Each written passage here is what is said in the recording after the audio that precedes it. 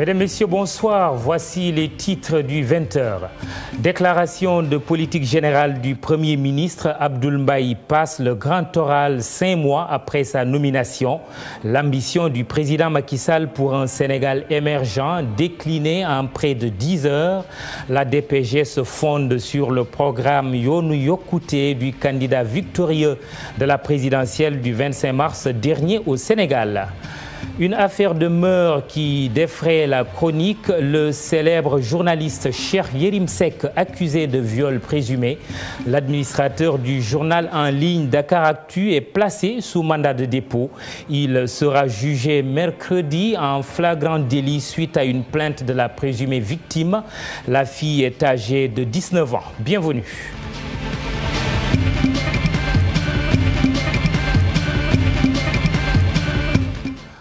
En direct de l'Assemblée nationale où vient de se terminer une séance marathon, nos reporters Hadi Attala et Chérif Dia, déclaration de politique générale du Premier ministre Abdoul Mbaye tout au long de cette journée.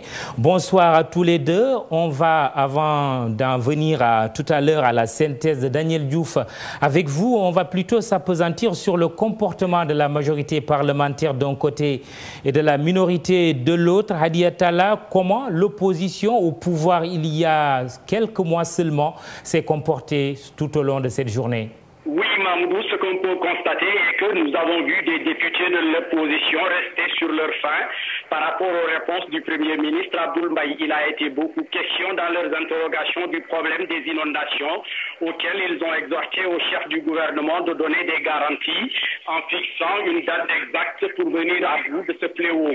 D'autres questions abordées par l'opposition, notamment Souleymane Ndéné Ndiaye du groupe libéral et démocratique. Il a demandé le maintien des fonds communs de la magistrature et la séparation des pouvoirs. Il a en outre aussi demandé qu'on mette fin à la violation des secrets de l'instruction, des instructions. Le Premier ministre est interpellé par la majorité sur l'évolution des audits.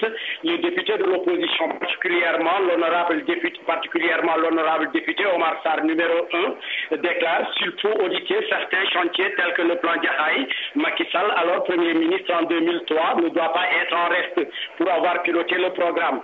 La double nationalité d'Aboulou, ministre de la Communication, aussi est revenue dans les discussions, dans différentes interrogations. Parmi elles, celle d'Abdoulaye Makhtar Diop et de Maître El Hadj Diouf. Les deux députés demandent au Premier ministre de relever le principal concerné de ses fonctions.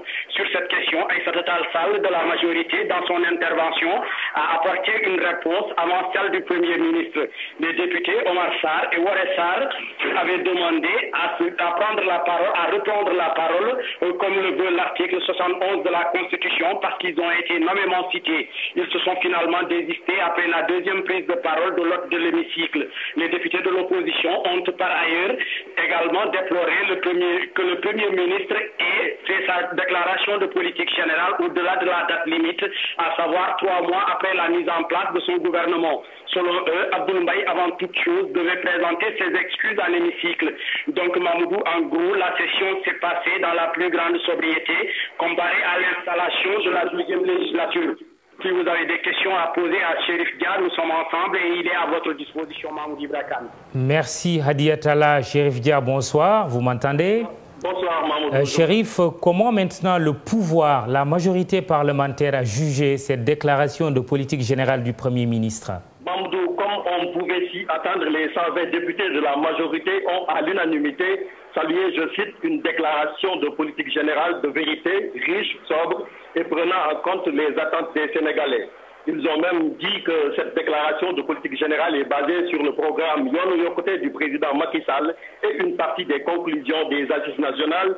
Ils ont récusé les accusations de leurs collègues de l'opposition qui, je le rappelle, ont accusé le Premier ministre d'avoir plagié le programme de gouvernement de l'ancien régime. Ces parlementaires de la coalition Benno Bokk Yakaar ont tout de même interpellé Abdoul Mbaye sur les sujets d'actualité, notamment sur les inondations, la situation énergétique, les accidents de la circulation, entre autres.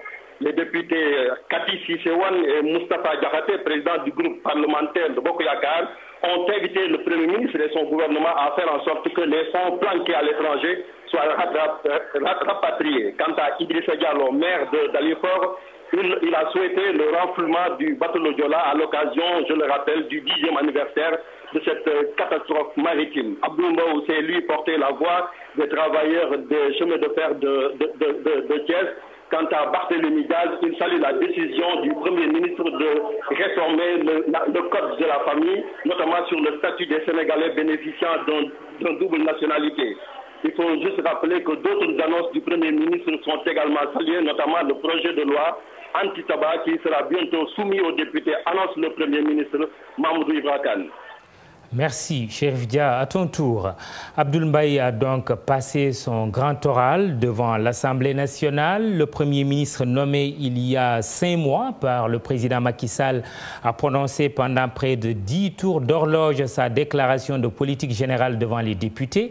Une DPG marquée par la volonté affichée par le chef du gouvernement de satisfaire les demandes du peuple sénégalais, avec comme vision un Sénégal émergent. Le programme électoral du président Macky Sall, Yoonu Yokkute, la voie du développement en Wolof, est le socle du texte du Premier ministre. Daniel Diouf nous en dresse la synthèse. D'abord, le Premier ministre Abdoul Mbaye s'est permis de rappeler ces mesures déjà exécutées, notamment la baisse des prix des denrées de première nécessité, la distribution de vivres, de soudure et d'aliments de bétail, mais également la subvention des intrants agricoles, un coût évalué à 83 milliards. La croissance devrait remonter, selon le Premier ministre, à 3,9% en 2012 grâce à une reprise de la production agricole. Le gouvernement va poursuivre ses efforts d'assainissement des finances publiques au moyen d'une rationalisation des dépenses des secteurs de l'éducation, de la santé et de l'agriculture.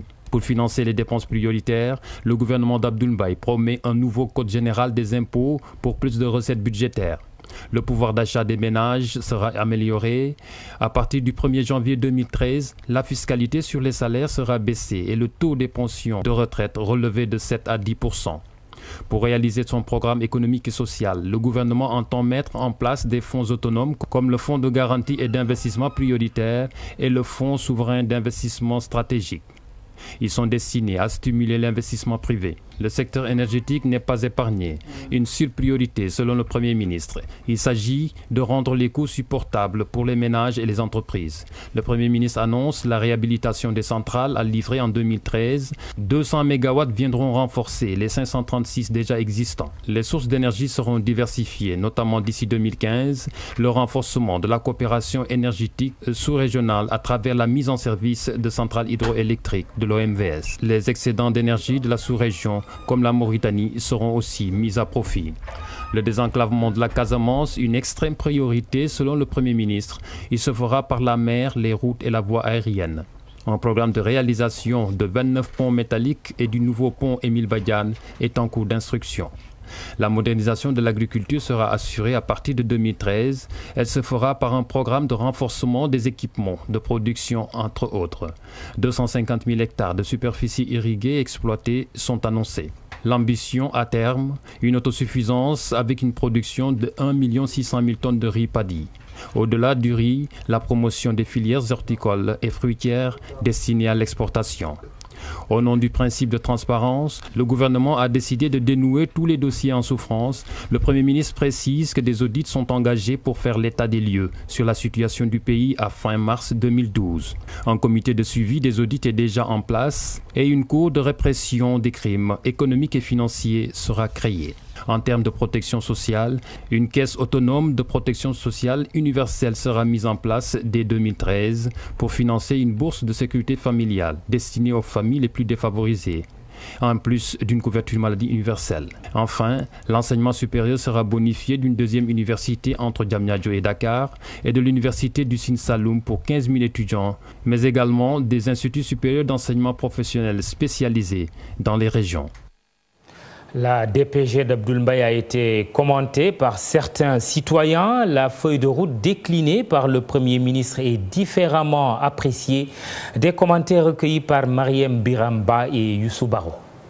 Personnellement, je n'ai pas suivi la déclaration de M. le Premier ministre, mais j'imagine que cette déclaration, conformément aux instructions de M. le Président de la République, ça devrait être axé sur le programme Yonu Yokote, qui est le programme sur la base duquel M. le Président de la République a été élu. Depuis ce matin jusqu'à maintenant, ce que j'ai entendu, c'est ça que la population attendait. Je ne sais pas si ce qu'il a dit, leur gouvernement vont appliquer pour la population. C'est ça qui est le problème. Parler, c'est bien, mais réaliser, c'est plus mieux encore. Moi, je le fais confiance. Surtout Macky, c'est un bosseur. Macky, vraiment, je fais confiance à Macky. Depuis qu'il était au PDS, je le fais confiance et je fais, pourquoi pas faire confiance à son groupe. Ils vont réussir.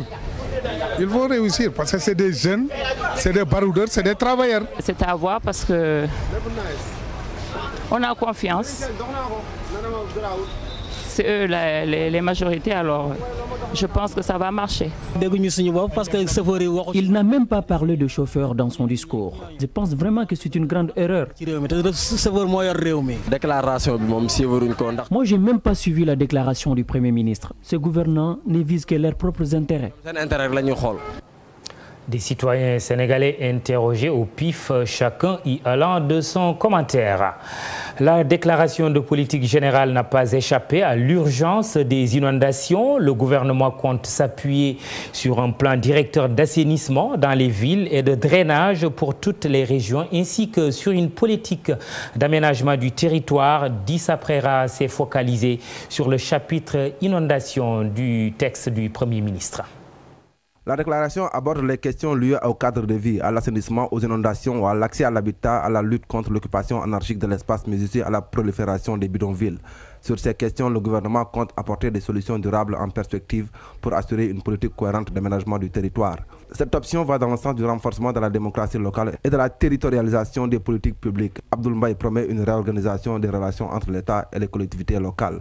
Pour apporter des réponses durables à l'assainissement des eaux usées de nos villes, le Premier ministre annonce la généralisation de l'élaboration d'un plan directeur d'assainissement. Dans les centres urbains, des solutions globales et structurelles seront engagées pour la gestion des inondations à travers un plan directeur de drainage pour toutes les régions. Ces plans directeurs d'assainissement des eaux usées et pluviales seront financés avec l'appui des partenaires, indique Abdoul Mbaye. Dans la même optique, un programme de gestion des eaux usées et pluviales va être mis en place dans les zones périurbaines de Dakar. Un programme d'un coût global de 40 milliards de francs CFA qui démarre en 2013. Mais également des options sont à l'étude pour engager le secteur privé dans la réalisation et la gestion d'ouvrages d'assainissement. En attendant, des mesures structurelles et dispositions transitoires seront mises en œuvre pour soulager les populations.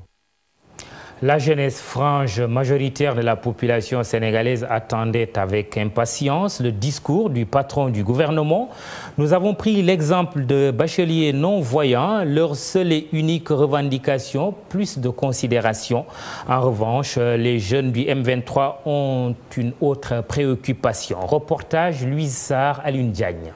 Les élèves et étudiants non-voyants ont réédité leur coup. Ils ont voulu se faire entendre à nouveau à l'occasion de la déclaration de politique générale du Premier ministre. Les bacheliers non-voyants n'ont pas varié dans leurs revendications. Nous courons derrière des promesses non tenues et nous voulons sensibiliser le Premier ministre et les députés de notre situation désastreuse. Depuis 2008 jusqu'à 2012, nous avons eu le baccalauréat et jusqu'à présent, on reste dans les maisons sans rien faire parce que les universités sénégalaises ne sont pas prêtes pour la réception des non-voyants. Outre les jeunes non-voyants, ceux du M23 sont également venus présenter leurs préoccupations. Ils déplorent un manque manifeste de représentativité de la jeunesse dans l'actuel gouvernement. On veut participer par des propositions et on profite de l'occasion pour rappeler au Premier ministre que son gouvernement ne reflète pas la jeunesse du Sénégal. Nous sommes à 70% de jeunes de moins de 35 ans, mais quand vous voyez la composition des membres du gouvernement, il n'y a pas de jeunes. Alors que le président n'a cessé de vanter nos mérites par rapport à tous les actes que nous avons posés. Cette déclaration de politique générale a été une bonne tribune. Les bacheliers non-voyants ont rappelé leur volonté d'aller en grève de la faim. Les jeunes du M23, quant à eux, réitèrent leur détermination à être les sentinelles de la démocratie.